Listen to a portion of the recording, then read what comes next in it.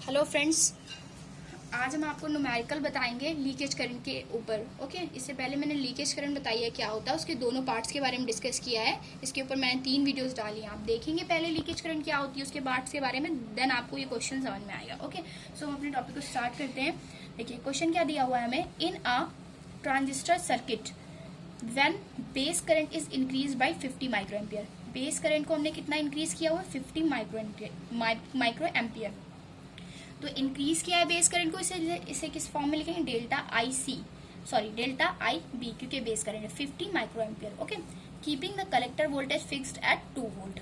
Voltage कितना दे रखा है, 2 volt. The collector current is increase by 1 milli ampere.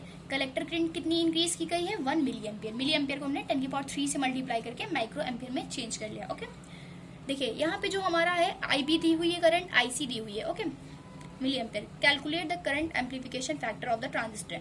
इस ट्रांजिस्टर के हमें करंट एम्पलीफिकेशन फैक्टर क्या होते हैं हमारे, अल्फा, बीटा और गामा। ओके, जिनके बीच में मैंने रिलेशन आपको प्रूव कराया था। ओके, तो देखिए अल्फा, बीटा और गामा की हमें वैल्यू फाइंड करनी है। लेकिन यहाँ पे जो हमारा वोल्टेज दे रखा है वो हमने VCE लिखा हुआ है, कलेक्टर टू एमीटर वोल्टेज। ये हमने क्यों लिखा है, यहाँ पे तो सिर्फ कहा गया था transistor circuit when base current is increased, keeping the collector voltage fixed at 2 volt. Keeping the collector voltage, यहाँ पे तो सिर्फ कलेक्टर वोल्टेज का नाम लिया गया। तो हमने यहाँ पे एमीटर का यूज कैसे कर लिया। देखिए यहाँ पे हमें करंट IB दे रखी है और IC क्या नहीं दे रखी है, IE नहीं दे रखी है। और IE क्यों नहीं दे रखी है, क्योंकि जब जो करंट हमारी अर्थ से कनेक्ट होता है, जो टर्मिनल हमारा कॉमन होता है वही टर्मिनल हमारा अर्थ से कनेक्ट होता है। देखिए जो टर्मिनल हमारा सर्किट में कॉमन होता है वही टर्मिनल हमारा अर्थ से कनेक्ट होता है। यहाँ पे हमने एमीटर को कॉमन रखा, तो ये जो वोल्टेज प्रोड्यूस होता है उसे हम लोग किससे रिप्रेजेंट करते हैं, VCE से। इसीलिए इस वोल्टेज को हमने किससे रिप्रेजेंट किया, VCE is equal to 2 volt दे रखा है। तो इस बात से आपको क्लियर हो जाना चाहिए कि आपको क्वेश्चन से ही समझना पड़ेगा कि आपके क्वेश्चन में कौन सा कॉन्फ़िगरेशन यूज किया गया है। ठीक है, उसी के बेस पे आप मतलब उसके एम्पलीफिकेशन फैक्टर को भी निकालेंगे। ठीक है, तो आपको ये समझ में आ गया इसमें कौन सा कॉन्फ़िगरेशन यूज किया गया, common emitter configuration. Okay, common emitter configuration use किया गया, इसीलिए हमारा जो है VCE is equal to 2 volt माना गया। आप जानते हैं, अब देखिए हम अपने सॉल्यूशन की ओर निकलते हैं। Beta is equal to delta IC upon delta IB होता है एट कांस्टेंट VCE पर। ठीक है, ये हमारा फॉर्मूला होता है। देखिए IC की वैल्यू दे रखी है 1 × 10³ माइक्रो एम्पियर, IB की वैल्यू 50 माइक्रो एम्पियर रखा, डिवाइड करा 20 आ गया। बीटा की वैल्यू 20, ये हमारा फैक्टर्स है इसलिए यूनिट लेस होते हैं। ओके, बीटा की वैल्यू निकल आई। हमने अल्फा और बीटा में रिलेशन बताया था, alpha is equal to beta upon 1 plus beta.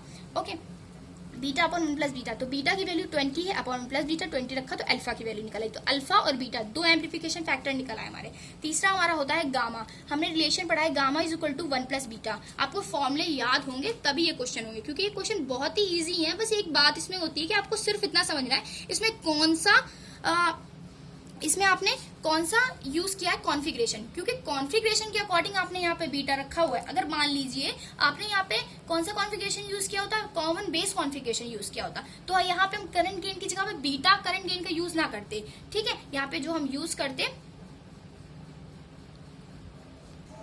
Okay, तो हम क्या है बीटा का फॉर्मूला ये ना रखते। अगर हमारा कॉमन बेस कॉन्फ़िगरेशन होता है तो हम अल्फा यूज करते हैं। अल्फा इज इक्वल टू हमने क्या पढ़ा था, delta IC upon delta IE, क्योंकि उसमें इनपुट करंट IE थी। ठीक, तो मतलब फॉर्मूले अलग अलग होते हैं। बेसिकली हमें यहाँ पे करंट एम्पलीफिकेशन फैक्टर ज्ञात करने हैं, तो हमने बीटा इज इक्वल टू निकाला, डेल्टा IC अपॉन IB होता है, हमें पता ही था। तो हमें IC और IB दोनों की वैल्यू पता है, उससे हमने बीटा निकाल लिया। फिर हमने क्या, अल्फा और बीटा में रिलेशन पता है हमको, क्योंकि हमें फॉर्मूले याद होना बहुत जरूरी है। तो अल्फा का मान निकला है इससे हमारा। ओके, अब हमारा गामा और बीटा में हमें रिलेशन पता है, gamma is equal to 1 plus beta होता है। आपको गामा और अल्फा में भी रिलेशन पता है तो आप उससे भी निकाल सकते हैं। ओके, तो gamma is equal to 1 plus beta होता है। बीटा की वैल्यू हमने रखी, सिंपली हमारे 21 आ गया। तो यहाँ पे हमारे अल्फा, बीटा और गामा तीनों की वैल्यू फाइंड हो गई। तो आप समझ गए कि हम करंट एम्पलीफिकेशन फैक्टर किस तरह से निकाल सकते हैं। तो अपने सारे करंट एम्पलीफिकेशन फैक्टर इस तरह से निकाल सकते हैं। तो इसी वीडियो में आपको दूसरा एक बहुत ही इजी सा न्यूमेरिकल है, वो भी आप समझ लें। देखिए क्या होता है, ये सेकेंड न्यूमेरिकल है हमारा। For a transistor alpha is equal to इतना, अल्फा की वैल्यू दी हुई है। Okay, and ICU is equal to इतना। देखिए जो हमारी लीकेज करंट होती है उसे उन्हें हमें रिप्रेजेंट करने के लिए आपको बता दो, उन्हें हम ICBO से रिप्रेजेंट करते हैं, ICBO से रिप्रेजेंट करते हैं या ICEO से रिप्रेजेंट करते हैं। ओके, देखिए हम इसे ICO से भी रिप्रेजेंट करते हैं। ओके, इसे हम लोग ओनली ICO से भी रिप्रेजेंट करते हैं। तो हमारी लीकेज करंट दी हुई है 10 माइक्रो एम्पियर।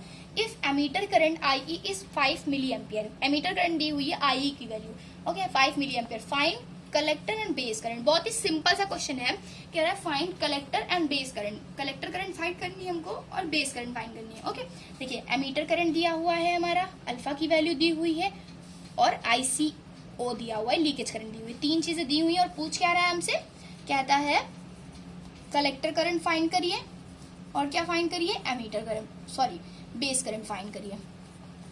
दो चीजें फाइंड करनी है। आप जानते हैं relation IC is equal to, क्योंकि हमें देखिए अल्फा पता है, IE पता है, तो आप यही वाला रिलेशन लगाएंगे, output correct. IC is equal to alpha IE plus ICBO आपने पढ़ा था। ICBO को यहाँ पर हमने ICO से रिप्रेजेंट किया हुआ है। ओके, न्यूमेरिकल में आप ऐसे रिप्रेजेंट करते हैं। अल्फा की वैल्यू पता है आपको, IE की वैल्यू पता है, ICO की वैल्यू पता है, तीनों की वैल्यू पता है। आप रखेंगे, इसे सॉल्व करेंगे। अच्छा देखिए यहाँ पे जो मिली एम्पियर में है इसे माइक्रो एम्पियर में चेंज कर लीजिएगा। जब मिली एम्पियर को माइक्रो एम्पियर में चेंज करेंगे तो किससे मल्टीप्लाई हो जाएगा, तो मिली एम्पियर को जब हम माइक्रो एम्पियर में चेंज करेंगे तो हमारा 10 की पावर -3 से मल्टीप्लाई हो जाएगा। ओके, सॉरी गाइस, मतलब हम मिली एम्पियर को, आप मिली एम्पियर को ना चेंज करिए, इस माइक्रो एम्पियर को चेंज कर लीजिए। माइक्रो एम्पियर को अगर आप मिली एम्पियर में चेंज करेंगे, क्योंकि देखिए माइक्रो एम्पियर क्या होता है 10⁻6, और मिली एम्पियर में चेंज करने के लिए उसमें हम किसका मल्टीप्लाई कर देंगे, 10 की पावर -3 का। तो अगर हम माइक्रो एम्पियर को मिली एम्पियर में चेंज करेंगे तो 10 इसमें 10 में 10 की पावर -3 का मल्टीप्लाई कर लेंगे। देखिए इसमें IC is equal to alpha I plus ICO है, तो अल्फा की वैल्यू हमारी कितनी रखी है 0.95 इंटू IE की value 5 milli ampere plus milli ampere में रखी है हमने IU की वैल्यू प्लस ICO बराबर कितना दे रखा है 10 माइक्रो एम्पियर। 10 माइक्रो एम्पियर दे रखा था, माइक्रो एम्पियर को हमने 10 की पावर -3 से मल्टीप्लाई करके मिली एम्पियर में चेंज कर लिया। ओके, तो ये देखिए इसको जब आप सॉल्व करेंगे तो आ जाएगा 4.76 मिली एम्पियर में करंट आ जाएगी IC की वैल्यू। अब देखिए आपको IC की वैल्यू पता है, IE की वैल्यू पता है, सिंपल आप फॉर्मुला जानते हैं IE is equal to IB plus IC। तो IB की वैल्यू हम निकाल सकते हैं IE माइनस IC से। ओके, क्या होता है हमारा IE is equal to IB plus IC होता है, तो हम इससे IB is equal to IC इधर आ जाएगा तो माइनस का हो जाएगा, वही चीज लिखी हुई यहाँ पे। तो IB IE कितना दे रखा है हमारा 5 मिली एम्पियर माइनस ये कितना आया हमारा IC 4.76, तो इसमें माइनस क्या 0.24 आ गई, ये हमारी क्या आ गई, ये भी मिली एम्पियर में आ गई हमारी करंट, क्योंकि दोनों करंट हमारी मिली एम्पियर में थी, तो ये हमारी IB आ गई। ओके, तो IC और IB की वैल्यू हमने फाइंड कर ली। आई होप आपको ये समझ में आया होगा, बहुत ही इजी न्यूमेरिकल है।